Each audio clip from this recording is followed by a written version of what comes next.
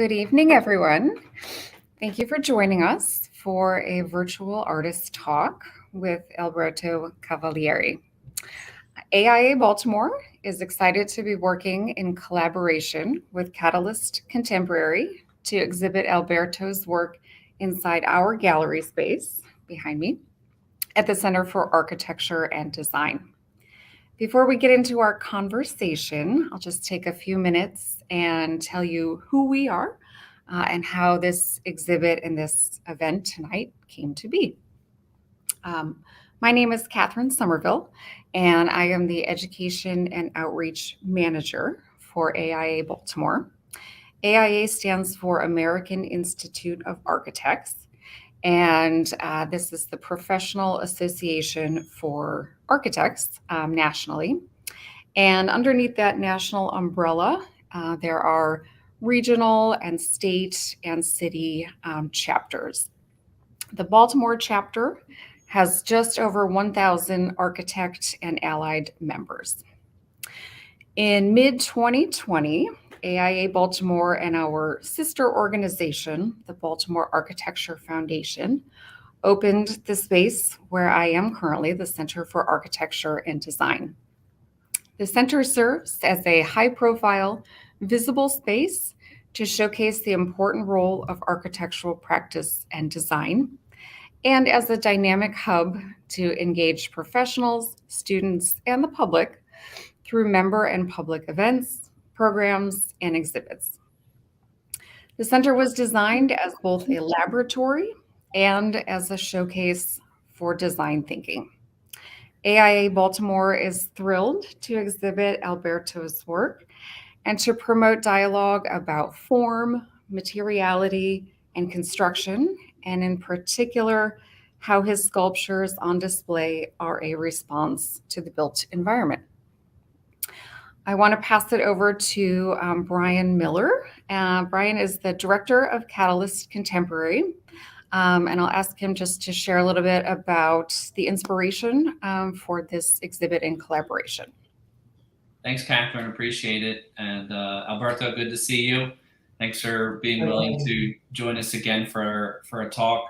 I guess I wanted to just introduce the connection between myself, Catalyst, and AIA, because I'm sure that there are some Catalyst folks watching, but some people from AIA may not know me. I run Catalyst Contemporary, as Catherine mentioned, and we were a physical brick and mortar gallery just down the road from you on Mount Vernon.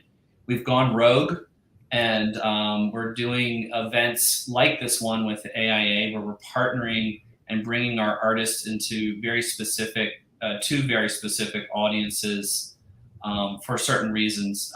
We also, we represent around 20 or so artists, not just from Baltimore. Alberto is joining us from Miami, and we have artists all over the States and some international artists as well. And we're interested, like you, Catherine, in this nexus point between art, creativity, and the built environment. It's been a personal passion of mine, and I've worked for many years with AIA and the Baltimore Architecture Foundation on various projects. Alberto and I have been working together for almost 2 years now, maybe a year and a half or so. We met in Miami. During Art Miami, I was introduced to his work by a friend. And we immediately had a strong connection. I love architecture. I loved Alberto's response to architecture, particularly in the work that you're showing, the Knot stuff from the Knot series. And these are a slightly older design and thought process. We recently had a show. I say recently, Alberto, it was already last September and October, his solo show in Baltimore that showed a lot of new work as well.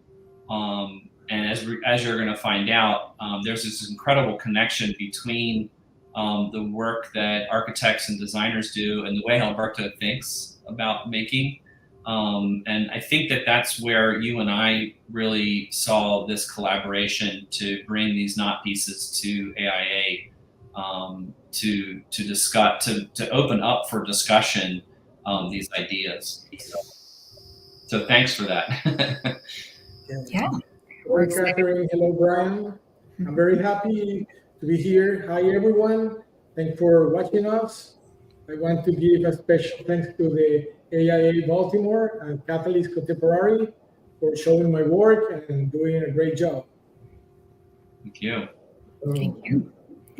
And we'll give a nod to the wizard behind the curtain this evening is Brian's colleague and gallery manager, Liz. So she is behind the screen, making sure everything runs smoothly this evening. As always. As always. So the way we're going to work tonight, I'm going to introduce Alberto, and then we have some questions to kind of make this a conversation about his work and inspiration. Time permitting, we can open it up to some viewer questions. So if you are on the YouTube platform or Facebook and you want to engage, you can find the comment area and put in any questions as they come up. So Alberto can endure his official bio here while I read it. Okay.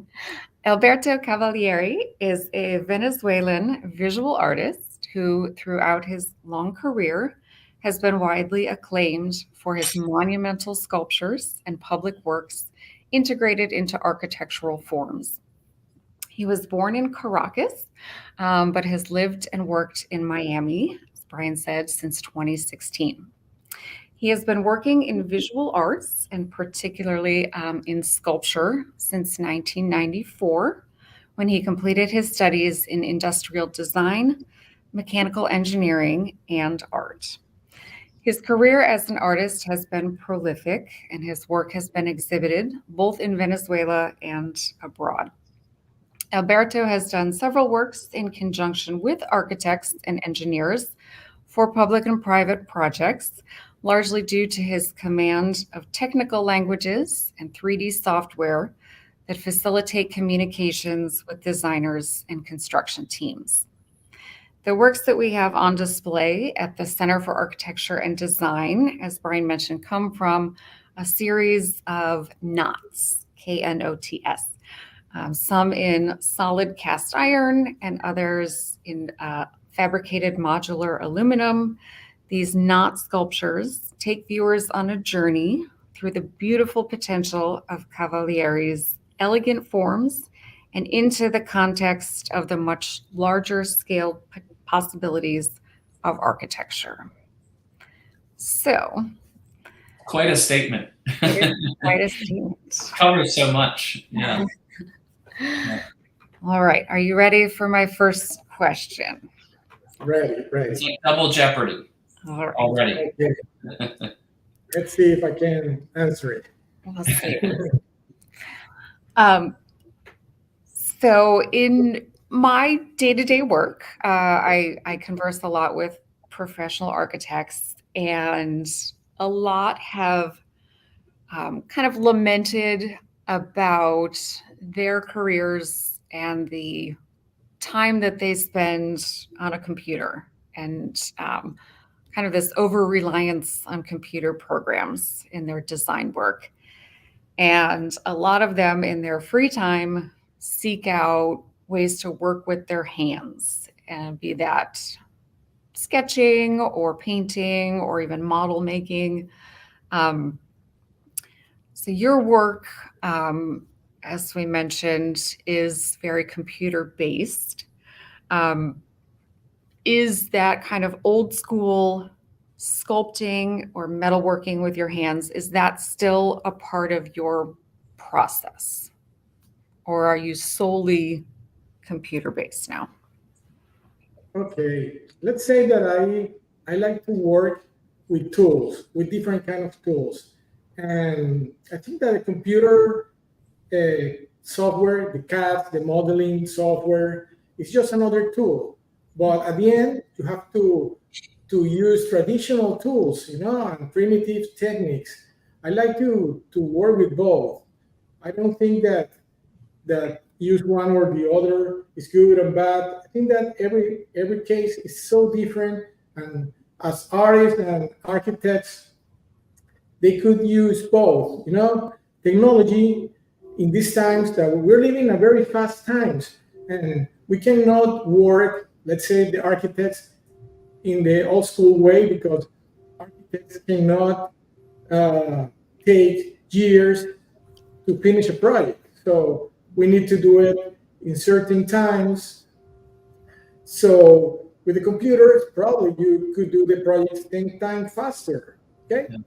But I think the computer is just another tool that makes you work faster, easier, and during the process of design, the sketch, the drawings, and the renders, also the models, almost with the computer technology, with the 3D printers, everything comes everything at the same time. Okay, but I like the old school way of working, because the architecture is art. In my humble opinion, architecture is art. So the art is made with poetry, and computers don't have the poetry.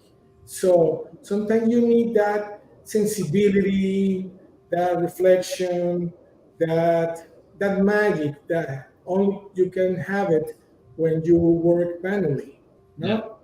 So I like to start with some old school drawing, sketch with my hands, and then I use the tools. And one of them are the computer. Yeah. But I don't let all the work to the computers.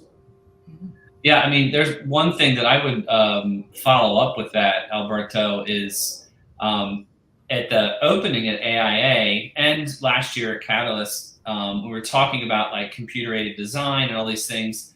Immediately, people are like, okay, machines have made this somehow. And I'm like, well, hold on.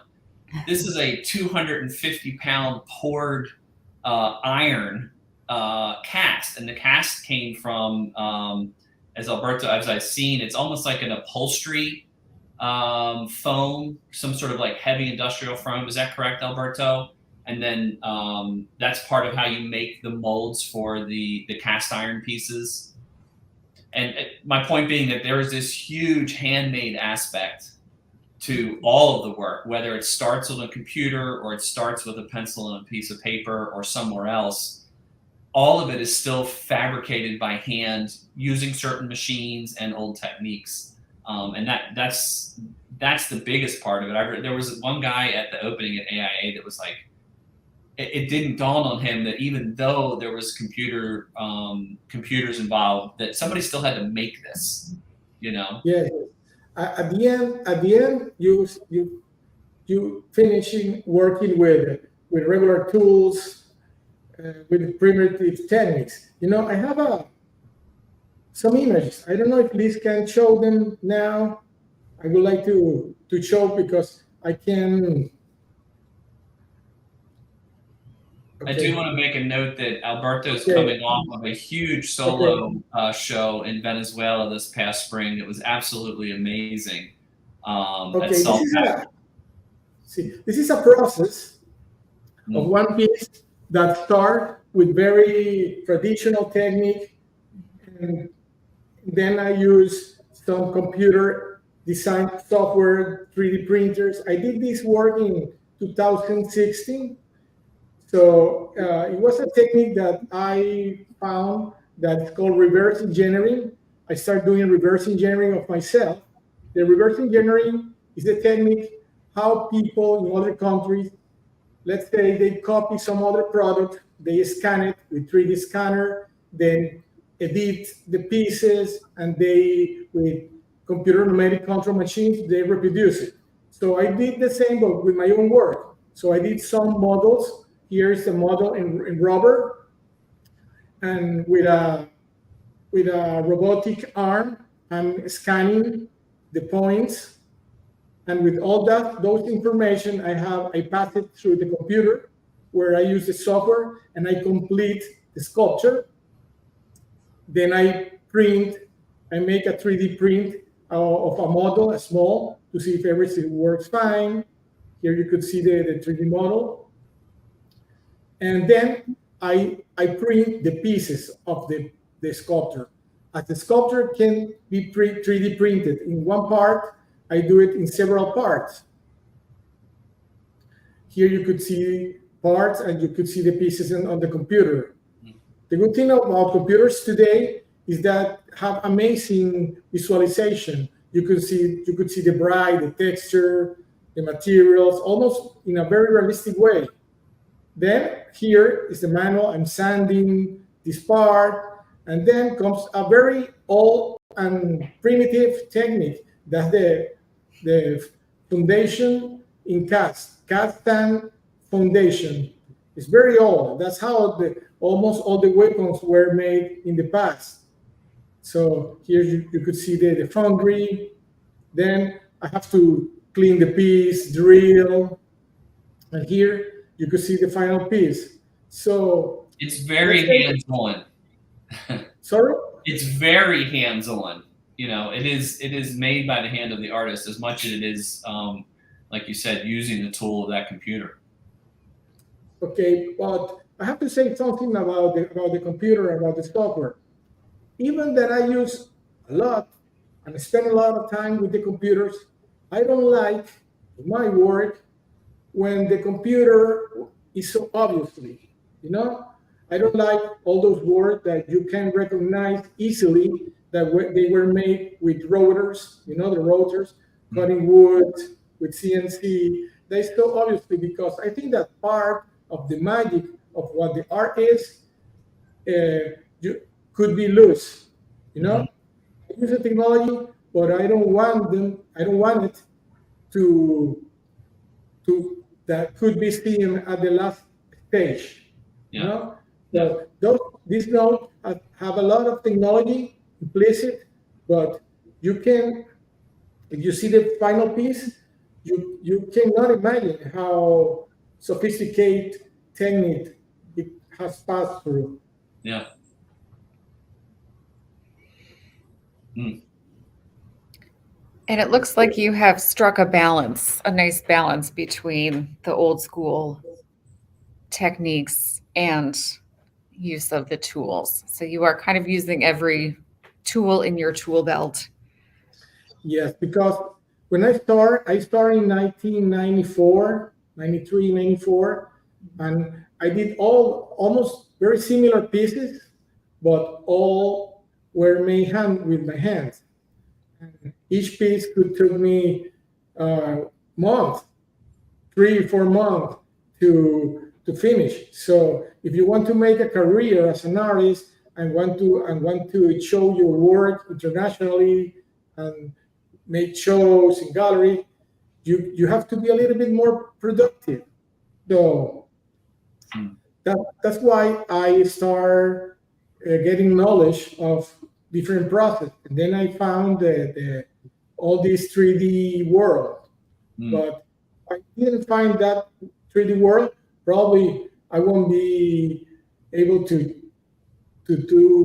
have done all the shows that I have done. Catherine, I'm thinking about the design studio underneath AIA in the back there, where they have all the handmade models, and how much time and energy went into those through some architect or designer's hands to get to that point. You were kind of insinuating that maybe that's a process that's not executed much these days, or? Yeah, that's kind of what I am hearing, is that's the computer out. Yeah. The computer help you to avoid a lot of mistakes and help you to improve the times. No, but anyways, anybody can work the best work they think. You know, you could choose the best way for you. Yeah. Thank you. I was wondering if you could talk a little bit about the evolution of the Knot series. You kind of mentioned that you started your work and you were doing it all by hand. I had read that your earlier works were painted, with the intent of kind of hiding the fabrication methods. But your later works that we have here are in bare metal, and they're more revealing of the fabrication. Was that intentional, or what was the purpose? What was the intent behind the evolution there? Yes, evolution is completely intentional. When I decide to be an artist, the first thing that happens to an artist is that they have to find like a technical problem, a conceptual problem. And in my case, I came from the engineer and the industrial design. I used to like the metalworking works, and I like to work with metals. And I decided to do work with metals. And at that time, I realized that some people, some sculptors, do works with steel, but in very straight forms, or very geometrical forms, or if they make something with curves or bend, they are bending that come from machines. Okay, there are machines that can bend, that can make cylinders, but my main intention in when I start was to dominate the material. So I thought, okay, if I bend a material, is a behavior that if I can bend the steel shouldn't be bended, but can be bended with some tools. But I want to be farther. Okay, so I say if I could make a knot, I could make everything. So for me, at that time, making the knot was the maximum expression of domination of any material. You know, it was like transforming the material. Is to give it another behavior. Is to challenge its own materiality. It's like creating like a metaphor between the material and its form. Okay, so that's why I decided to do knots. So when I start doing knots, I have some pictures that I would like to show. Let me put it. I started doing some knots. This is by my hair pieces. Okay, they were very elastic, flexible. Some of them, this one moves in the space. They rotate, but the pieces were fine. I like them, but the main idea of the metaphor of the material that shouldn't be knotted was loose, because if you paint the material, you won't know which material is made of. So you could think that that sculpture or that knot was made with foam, or was made with any rubber or fiberglass or wood. So the main concept of the transfiguration of the material was not strong enough. So I realized that the material has to be treated very honestly. Yeah. You know, like the concrete has to look like concrete, shouldn't be painted, should not be painted, or metal has to look as they are. So let's say that now that's part of my philosophy. I don't like to give any patina to the pieces. I like the material as they are. I don't like makeups. Right. So in that way, when you make a knot, you could see the bare material that iron, the statement or the concept of that transfiguration of that, how someone could make this knot in this material. You know, if I paint the material, you will lose that. So that's why I changed that finish of the materials. Alberto, one of the things that fascinates me, particularly about that steel series we were looking at just a minute ago, where it's the raw steel bent, is the work that you're doing. First of all, the pictures or the videos of you and that giant crew of people manipulating the metal under intense heat.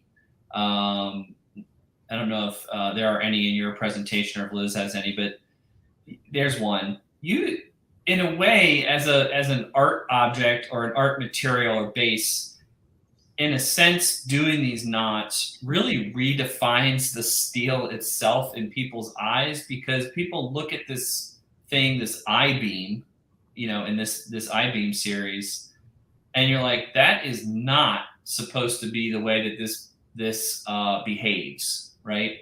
And this Exactly. is you shape people's foundations about that in a way, and it's also the beauty of the ability to do that with this material. We think of steel holding up bridges, like you said, or the inner workings of buildings that we, post 9/11, we see them differently, pieces of steel, but we always see them rigid and we have an association. The bending in these elegant twists and forms, starting in there, and that really defines the idea of those metals. And of course, even that has had translated into the aluminum and the iron pieces as well that can be seen at AIA. You still see that in the form, particularly, like you said, because the surface is revealed and you didn't paint it anymore. You look at it and you go, damn, that's a huge piece of iron that I'm looking at. It is, it's nothing else other than that. And it looks so effortless and light and energetic. Yes, yes. The pieces of the I-beams, for me, was a complete challenge and obsession, because before that series, I used to do with my pieces with fabricated steel. So the knot were not a real knot. This form have the form of a knot, but they are not a real knot. It's a constructed knot. I don't know if I'm explaining. It was like a virtual knot. But my obsession was to be honest, well, not in this time with the color, with the finish of the piece, was to be honest with the main idea. So I didn't want to fabricate a knot.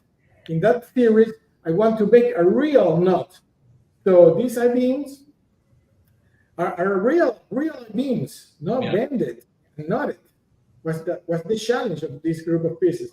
But they were so difficult and dangerous to make them that I didn't do so much pieces, because it was very dangerous work. Well, the ones that you did are amazing, and very, very monumental. Yes. And let's say the aluminum piece that you just saw, even that they look so different in the finish, because it's like a very sophisticated finish with the polish, but the main idea of the metaphor between the form and the material is still on, because some of these pieces have relation with the aesthetic of architecture. Some of them are, I don't know if I could show my pictures now. These are I-beams that is reference to the architecture, but the stainless steel and aluminum, let me find it, they are like a vent, like a pipe, like duct. So now it's another metaphor, because these pipes of ventilation shouldn't be knotted. No, they should be in real world straight, optimizing the distance. Mm-hmm. Yes. Alberto, it might be interesting. Sorry, Catherine, I know you were going to answer a question, but I was thinking about a question that you had that's a great connection between all this. Alberto, we just passed through some of the works that had like concrete and rebar and things in them. And going back to this idea of evolution, where do those fall? And what, there is a connection between the work visually with like twisted and turning and things that necessarily shouldn't be the way that we expect them. Can you make that connection between the material differences here? And where do those fit in? Where do those like concrete and rebar ideas fit in? Okay, let's say that this work is like an evolution of my previous work, of my previous knot. It's an evolution in a formal way, They have like the same formal aesthetical code, the contortion, the behavior of the material, because a beam of concrete shouldn't be knotted. Okay, in that way, it's like the same concept, but in that series of concrete, I have another element that I incorporate. Is that conceptually it has like some social political concept, because those work. Let me show it. Those work are inspired in Latin American project, unended project, that sometimes the government start doing a project and they steal the money and they don't finish it. Sometimes they destroy it and restart it again to get more money. So those pieces have the same formal codes, or conceptually they are different. Yeah. This decayed appearance. Sometimes the rebars come out very well assembled. Sometimes they look like with a destroyed construction. But let's say that for me, my intention of the rebars is to create like a promise that someday the project could be finished. It's like these pieces are like irreverence. It's like a provisional. It's like a metaphor of provisional forever. It's a promise that someday we will finish if I got money. So this piece. Sorry. It's almost like you've taken one of these unfinished projects and finished it in a way that brings resolution to it, because you're adding a sense of beauty. And we've talked about that before. I think we've even talked about it in another talk, that's one thing that really fascinates me about these pieces, because you're taking the concept of something that's unfinished and unfulfilled and fulfilling it through your creativity, through the process of art, through the objectification of the artist of this thing. And I absolutely love that about it. And that's why these pieces feel like they do resolve something. That's one of the things that fascinates me the most. Yes, let's say this piece, it's a base of a highway, doesn't support anything. These stairs, it's like the poor neighborhoods where there are no codes in architecture. There are no codes, so you could do whatever you want. And this is a contention wall that doesn't contain anything. It's very reverent things that happens in the third world country. I have a story that happens to me in 1997. Some government in Venezuela hired me a commission to do a concrete piece, like one of these. But during the process, they steal the money, and the sculpture that I was doing was a big sculpture, was unended. The same as the one that I'm showing you here. That's incredible. I mean, it's incredible. What a reification of the things that you're thinking about. Yeah. Yes. I'm curious if this has kind of been a progression of the knots. Is there a next step? Is there a next iteration, or how would you continue to resolve these pieces, or where do you go next with this series? I don't know. I really like this work. I would like that I could continue, because I really love its aesthetic and its concept. But by the time that I was doing that work, was very difficult to sell it. The art critics love it, but the people who buy art doesn't want to buy something in put it in their house, something that remembers, um, you know, the misery, the corruption. So it was that kind of difficult to sell artwork. That's what I changed. But in I think that artists could start different lines of work and they go forward, they go backward. But there will be a time where I'm gonna keep doing this work. I wanna continue. Alberto, how often do you collaborate with, say, other builders, architects, designers to conceive of a project or integrate something that you're already working on? I noticed there's the one sculpture that's a big red knot. And I remember a conversation with you about that piece. The architecture was actually designed around that. The staircase was designed around that. Is that correct? And how do you appreciate or enjoy those types of projects where you're collaborating with a group of people that have this like vision and level of visual concepts that you're on, and you're like, yes, this is all fitting together, right? Yes, I love to do that kind of intervention. In this case, in this red piece, the architect need to put a beam or a pipe to hold the stand of the stair, but he didn't want to put a pipe. So he asked me, Alberto, could you do a sculpture under the, how you call this part, under the landing, the first landing, yeah, or under the first landing. And I told him, hey, I don't want to put something under because you're gonna feel like it is pressure. Why don't we do the sculpture over the landing? Yeah. So I did this piece.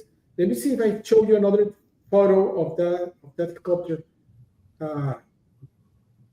Here, I have it here. Wait, okay, here. Do you want to listen right up here? Okay.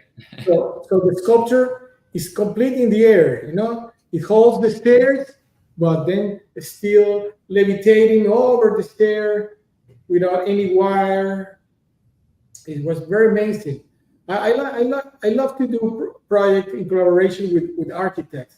I have some more here. Let me show you. Here, this piece is hanged. I love that. It just looks so light, and I know it's not.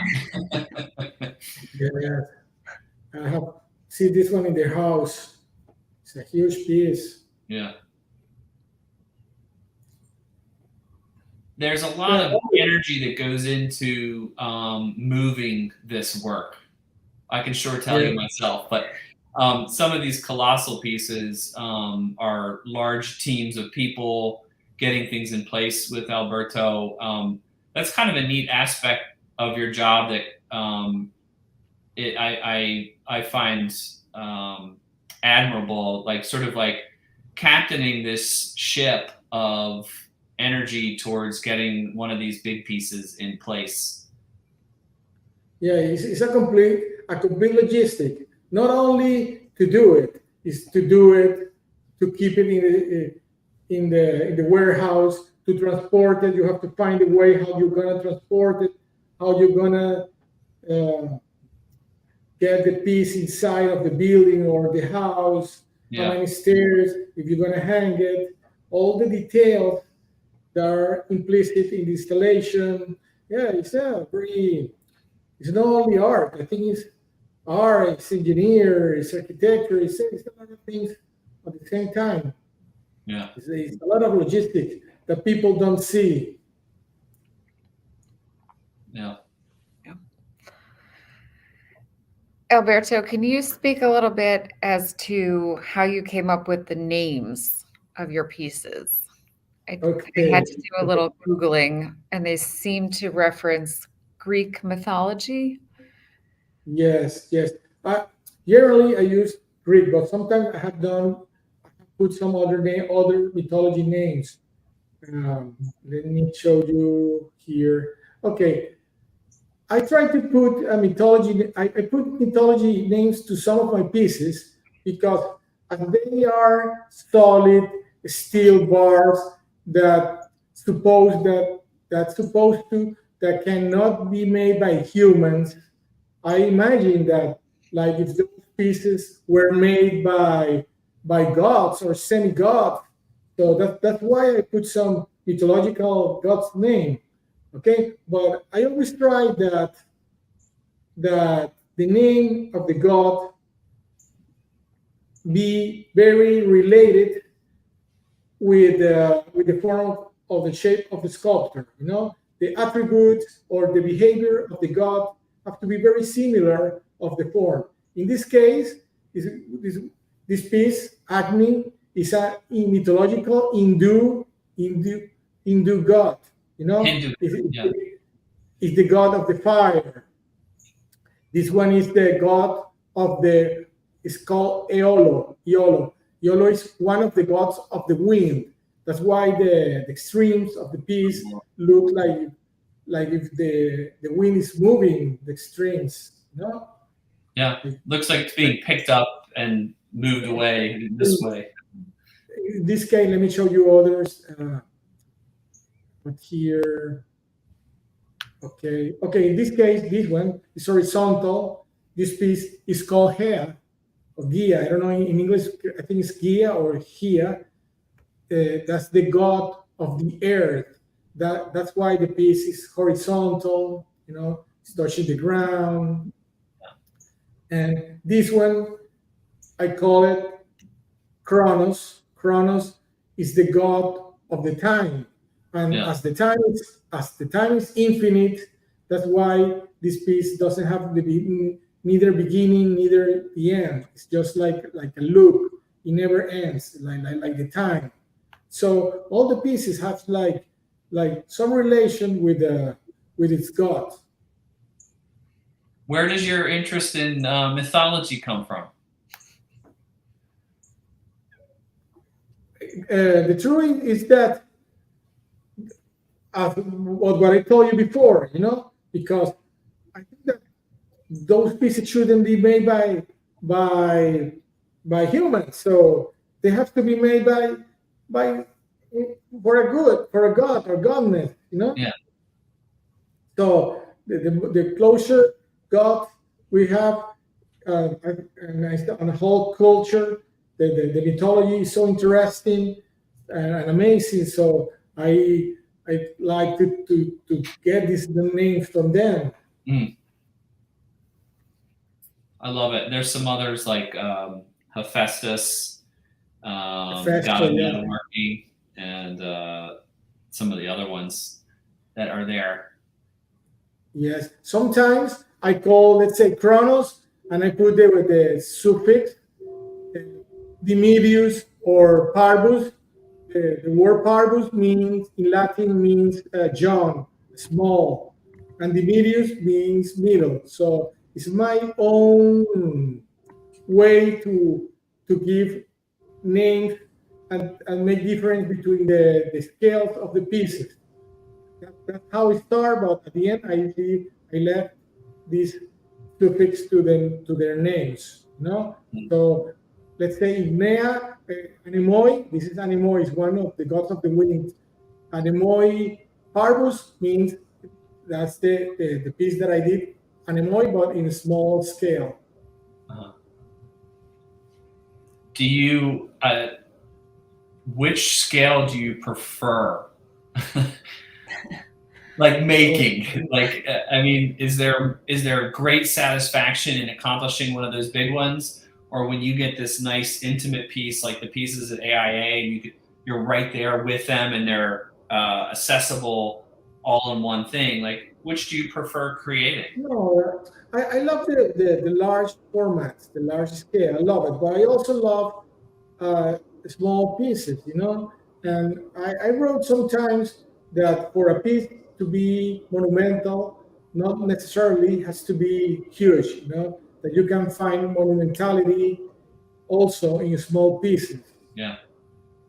I love And I think that if a small piece works well, you can do it in large scale too. The truth is I love both. The execution of which is much different, though.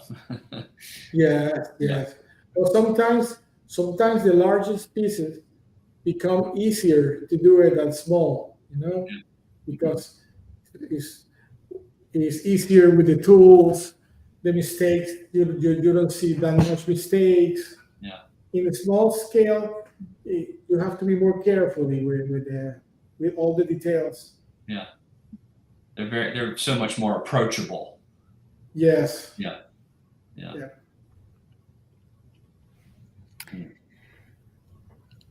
I'm wondering if we can go back to talking about the materials and the choices that you've made about revealing the materials and kind of compare that to architecture. And I'm thinking it's very trendy now to have exposed brick or exposed beams in your house. The space that I'm in right now has exposed conduit for water and electricity in the space. Do you think that that's a parallel with what you are thinking in terms of revealing the materials and allowing them to shine through in your work? Yes, I think it's a lot of parallels. There's not only one way to do architecture, and there's not only one way of doing sculpture. There's so many different styles. Some architects have a brutalist aesthetic, and they love to leave the material as they are, the concrete. They don't like to cover it with any cover. Sorry for the no facade, like a no facade or anything. Yeah, to hide it. They like to leave the bands, the pipes, the electrician parts, and I love that. But I have had some troubles with my pieces that have the bands at the end, because some architects always tell me, Alberto, I don't like that end. Let me show you to explain. So architects tell me, I don't like that end because I'm trying to hide that bends in my designs, so I don't want to have it. So just depend of the style of the architect. The same as the artist. I like being be honest with the material, be honest with the finish, to leave the material as they are. And some architects have the same philosophy. It's the same, but in a different object. One is in construction and the other is an artwork. I think that's an interesting connection, Catherine, this concept in design that's probably been going on the last 30 years or less, like rawness of things. I've thought about this a lot in terms of like interior spaces and buildings. You go around Baltimore, and there came a time where a lot of buildings were being renovated, over the last 25 years around town, and it's kind of easier to tear out all the old stuff that didn't work and go, wow, look at this beautiful material. Why do we need to cover that up so much? And there's a certain amount of that here. Certainly with the iron and the steel, the aluminum pieces or the stainless steel pieces, like the one we're seeing on screen, they're a little different because that materiality sort of reads different. It does read as finished. It also reads as like highly industrial product, which is kind of funny that your designers that you're working with, Alberto, are like, well, the vent showing we don't want to show that. And you're like, well, that's kind of the point. This is all about these sort of like things that look useful but aren't really useful. And there's a comedy in it. But there's also, there's a lot of different layers in there as well. But the different point of view turns it all on its head.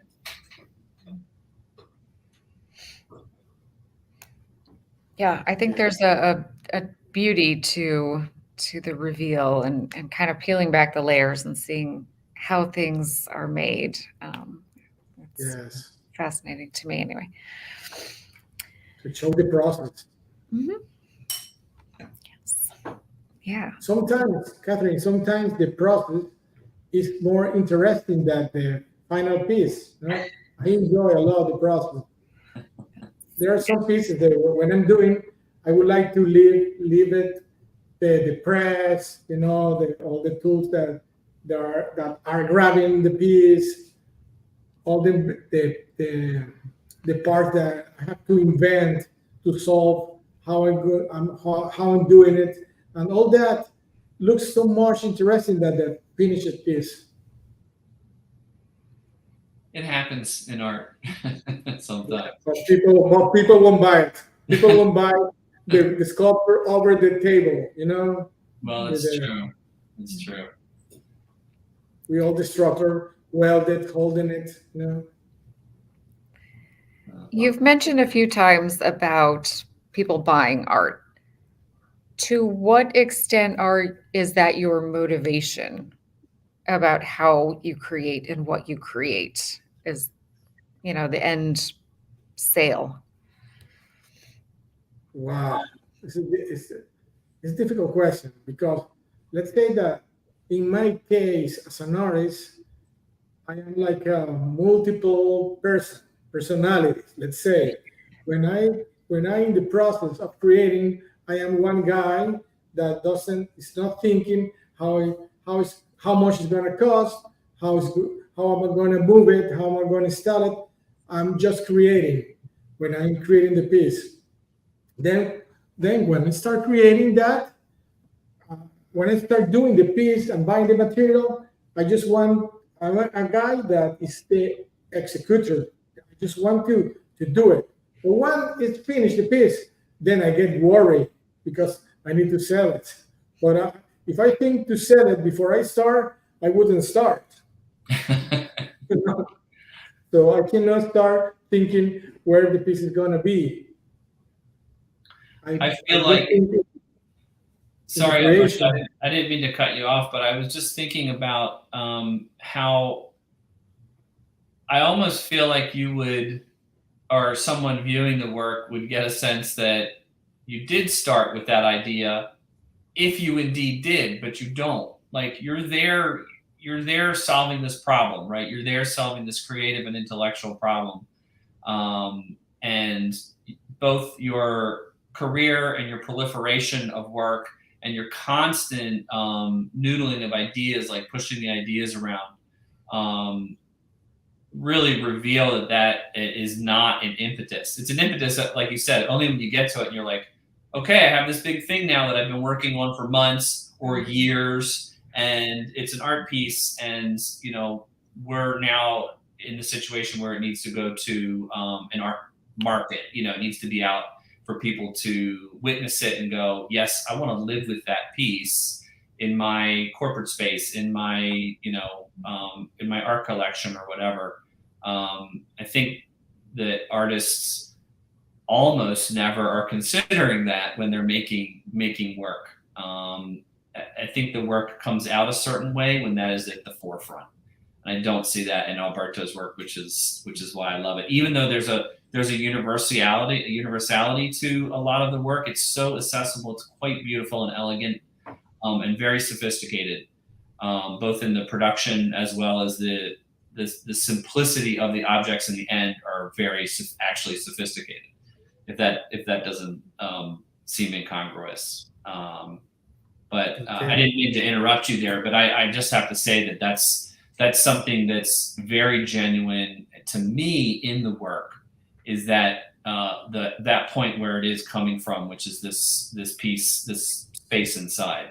That has nothing to do with like I'm trying to make something to get out to the world. It's more like I'm trying to communicate something to the world.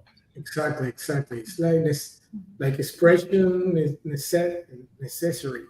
Hmm. Expression need. You Hmm. know, Yeah. Yeah. that's where it comes from. Mm. Yeah. I'm looking into our chat to see if there are any audience questions that have come in. We could take maybe one question with the last couple of minutes remaining, or we could just chat amongst ourselves and wrap it up here. I like this. One of the comments that got put up is your artist is talking about his sculptures. Alberto's work is very interesting and refers to making the material, in a sense, lie about what it is and what he's doing with it. This is fascinating. The work transcends the material. But then some of my favorite pieces of his are the ones that reveal the way the work is put together with the bolts, as we were talking about. This, however, seems to also belie what he is saying about the work. I don't know about that. It's pretty straightforward. I mean, I feel like artists tend to move back into different places and they want to explore revealing things and hiding things, and it goes back and forth. I don't know, Alberto, if you have any of the work that you've made since you've moved to the States, which might be an interesting way to end. Not that the Knot series isn't, I mean, you're still making those, but there's a whole body of work that you've been focusing on that is a huge shift. And my point being that artists should be allowed to move to whatever ideas they are thinking about and entertaining, and they may move back and forth between things over the years. I mean, the Knots are a decades-long vision that Alberto has been pursuing, and I don't want to speak for you, Alberto, but we've spoken together, and I feel like if you ever came to a final conclusion about how those Knots are supposed to be executed, like that would be it. There wouldn't be any more. But you've certainly moved on to other ideas in the last 8 years here in the United States. Yes, no, I have a lot of ideas. I don't know exactly where I'm going to end with my work. I don't know exactly where I'm going, but what I'm very sure is what I don't want to do again, And if there is something good about the contemporary art, different than before, is that almost everything now is permitted. You don't have to keep a line of work from when you start to the end of your life.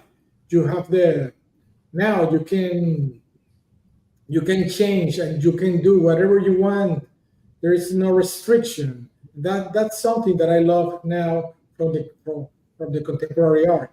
But even that I do different things, I have realized that everything is related, because if you see this piece that you're showing now, it's something you want, something you wish. There is a metaphor here. You are like objectivizing an idea in a block, in a form. You're doing something that's an idea, and you're giving it form. The idea shouldn't be in a form, but I'm doing that. So that have something to be with the Knots also. With the idea of the metaphor, that you're saying something with a different way. With the Knots, you're saying this material that is very hard, solid, and should be in straight, supporting heavy loads. This piece is elastic, it's flexible, it's levitating. You're using the metaphor. So I have been using metaphor in I think in all my works. I say something I say something but with a different way. Yeah, I love that concept. I think it was part of the title of your show, your sort of retrospective in Venezuela this year, that had to do with tangible and intangibles, and that's a concept that carries through a lot of your, as far as I can see, your whole portfolio of work over the last 30 years or more. This idea of like intangible things being made real, right? Or taking real things like we see here in these images that look like construction materials or things that seem familiar or concepts that seem familiar, but are actually intangible things. This play between the two It's not the dichotomy of them, but the sort of yin and yang of that idea, right? Exactly. This is some of the new work that we highlighted at Catalyst this past year at Alberto's solo show. Divergent visually, but not really. These ideas of construction materials and building things and block forms and ingots all seem connected. The reference of the architecture, you see the how you say, the truck, the blocks. Yeah.